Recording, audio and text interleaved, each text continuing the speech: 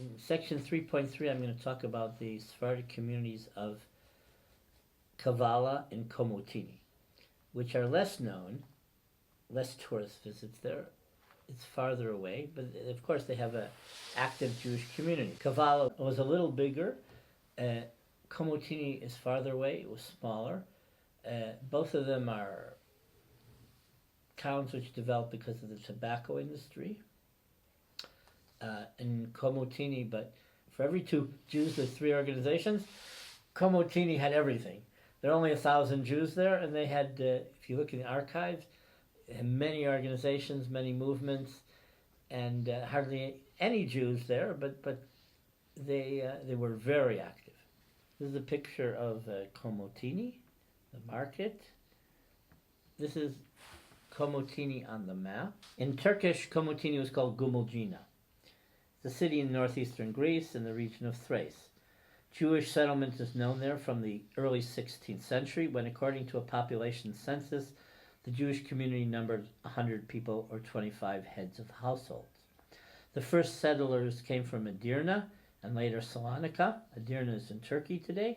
It's also a big Sephardic center.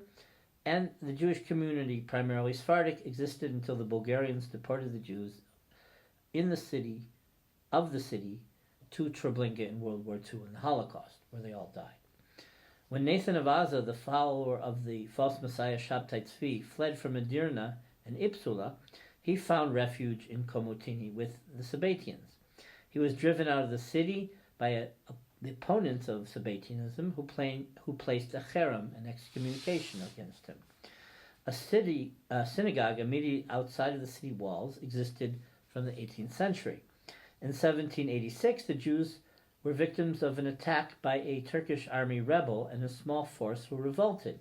They attacked the walled city, locked themselves in, and forced the Jews who lived within the walls to collaborate with them and shoot at the army. They had to feed the captives and break the Sabbath.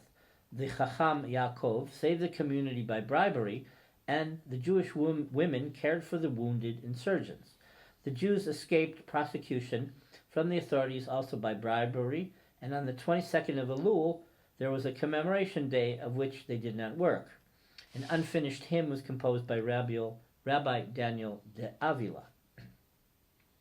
In the 1860s, the Karaso, Abravanel, Nachmias, and Molcho families of Salonika settled in Komotini. In the 1880s, the Jews lived within the walls, and the gates were locked at night. According to legend, in 1888-1899, the Jews did not live in the city, but came daily as traders from Drama and elsewhere, and were only permitted to live inside the walls after the sick wife of a Turkish official could not find a Jewish merchant who sold natural medicines, and he allowed them to live there on condition they'd reside in the city permanently. 70 houses in the Turkish quarter were allocated to them, and they were given permission to build a city inside the walls. We only know of one synagogue there, and it was a abandoned wall, and it collapsed, so there's no trace anymore of Jewish life in Komotini. In 1807, the Jewish community numbered 200 families.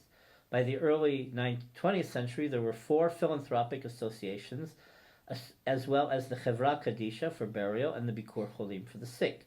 Since Jews were not admitted to Greek Orthodox schools, a Jewish school was founded in 1889, but it closed down shortly afterward due to financial difficulties. A boys' school was established in 1899, and a separate girls' school was also founded. A co-educational school was founded in 1910, which received assistance from the Alliance Historique Universelle. In 1912, it had 246 students. The community was under Bulgarian rule from 1912 to 1922. A branch of the Bulgarian Association for Hebrew Language and Culture was established in the city. When Turkey ceded Thrace and Komotini became Greek, the Jews had to designate 3 buildings to house refugees. In 1928, the community numbered 1,159 people. New organizations included the Cercle Israelite, the Women's Volunteer Rofei Cholim, and the Zionist Achdut and Bnei Israel.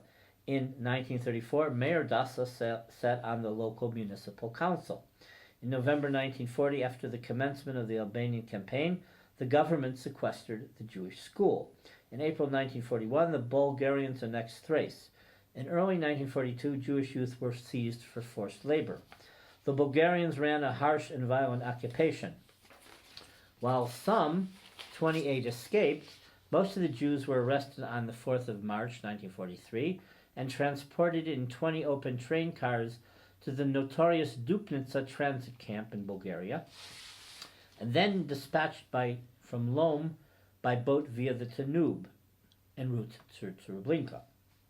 The Jews from Komotini and Kavala on the Karageorgi boat were shot by the Bulgarians and the Germans, while 3 other boats, of which one held Komotini Jews, arrived in Vienna, and from there the Thracian Jews were sent to Treblinka, where they were gassed immediately upon arrival. The Bulgarians confiscated all the Jewish property and possessions. Only 18 Jews returned to the city, left with nothing. Most did not stay, left for Athens and the United States or Israel. The synagogue, which had been used as a stable during the war, was returned but served as a storage facility until 1980. In the early 1990s, the roof collapsed and the municipality tore down the structure in 1994. Okay, Kavala. Here we have the photos of the city of Kavala and the port and the harbor. Okay, this picture is a remnant of the synagogue in Kavala. Here's an explanation about the synagogue. It's from the 19th century, and the building was next to the Jewish Community Center, and it was damaged during the Second World War, and was demolished after the Second World War. This is a memorial to the Jews of Kavala who perished in Treblinka. Kavala is in Macedonia. After the capture of Budapest by the Turks in 1526, Hungarian Jews were brought first to Sofia and in 1529 to Kavala. Eventually, both Sephardi and Ashkenazi Jews settled there. Eventually, the Sephardi community influenced the Ashkenazim in terms of halakha, Jewish law, and they assimilated into the general Sephardic community. In the 16th century, there were 4 synagogues and a total of 500 Jews. In 1676, the Jews comprised a third of the general population. By 1740, the Jewish population dwindled to barely enough families for a minyan, a prayer quota of 10 men. The city developed in the first half of the 19th century due to the presence of local relatives of Muhammad Ali, who was born in Kavala, and as Egypt's ruler, contributed greatly to local growth. In the mid-19th century, as the port developed, several Jewish families of affluence from Salonika moved to Kavala. In 1880, the Jewish community only numbered 24 families, half of them from Salonika and Saras. The city's synagogue, Beit El, was built in 1885. In the 19th century, the Jewish community was augmented by an influx of tobacco merchants. Some of them also were from Germany. A Jewish boys' school was founded in 1889 and in 1905 a Coed Alliance Universelle school was established. Blood libel accusations circulated against the local Jews in 1894, 1900, and even 1926 under Greek rule. In 1900, the local Jewish community had 230 families, about 1,000 to 1,300 people. Half the Jews worked in the tobacco industry, and others were storekeepers. There were also poor Jews. In 1913, the population numbered 2,500. In 1923, 3,200, and only 2,200 in 1940. They already left, migrated to Athens, or dispersed around the world. Many Jews worked in the tobacco warehouses. As the Jewish community grew, so did Jewish poverty. And then they had their active societies, Ozer Dalim, Ezra Betzorot, Ahavat Ra'im, and a soup kitchen called Melo Hape Lechem. In the first Balkan War, in November 1912, the Bulgarians captured the city. Several prominent Jews were arrested on suspicion of collaborating with the Turks.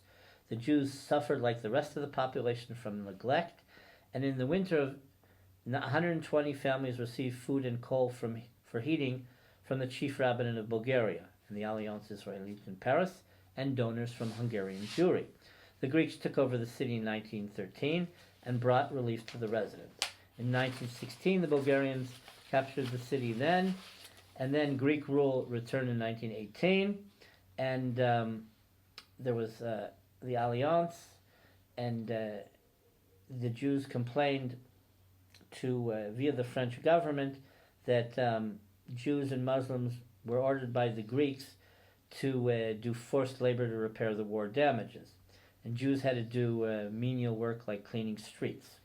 In 1913, the local Zionist Or Tzion Society was established. Judah Parachia edited its Judeo-Spanish newspaper Hatzionut. As early as 1921, there were accounts of the Greek government forcing Jews to work on the Sabbath, forcing them to take Sunday as the day of rest. In Kavala, as opposed to many other cities where Jews protested, many Jews opened their businesses, including the president of the Jewish community himself. The community suffered from the World Depression in the 30s. In 31, there were 200 unemployed tobacco workers. We'll just jump here. In 41, under Bulgarian occupation, the Jews were pressured to assist the Bulgarians against the Greeks, but resisted. In retaliation, the Bulgarians, guided by the Nazis, applied the racial laws in 1942. In 1942, hundreds of young Jews were sent to forced labor, and then in early 1943, another group of 42 was sent to Bulgaria. Because of that, they escaped deportation. On March 3rd, 1943, 1,800 Jews were arrested and later deported to Treblinka.